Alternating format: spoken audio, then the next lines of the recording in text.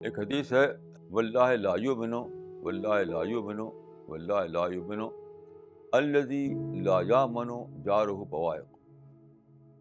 اس کا مطلب یہ ہے کہ 3 بار آپ نے فرمایا، خدا کی قسم وہ مومن نہیں ہے، خدا کی قسم وہ مومن نہیں ہے، خدا کی قسم مومن نہیں ہے۔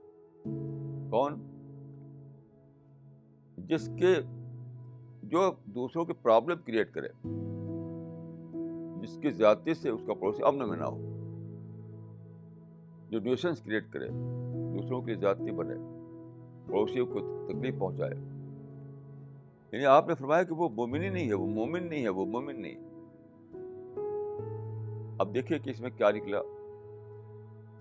ہر آدمی ہر وقت ایک پڑوس میں ہوتا ہے، چاہے آپ محلے میں ہوں، آپ سفر کر رہے ہوں، آپ کسی کالونی میں ہوں، کہیں بھی ہوں، جو آپ کے آس پاس ہے وہ آپ کے پڑوسی ہیں۔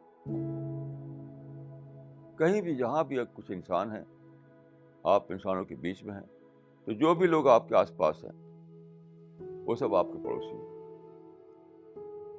ان پڑوسیوں کو کے درمیان آپ کو نو پرابلم پرسن بن کر رہنا ہے۔ یہ لیسٹ، یہ کم سے کم ہے، کم سے کم شرط ہے۔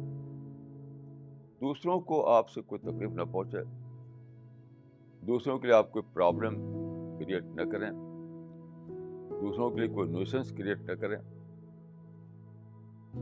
100% آپ نو پرابلم پرسن بن کر رہیں، ورنہ رسول اللہ کے ان الفاظ کے مطابق آپ کا مومن ہونا مشتبہ ہے، ڈاؤٹ فل ہے۔ کتنی سخت حدیث ہے یہ، کتنی سخت حدیث ہے۔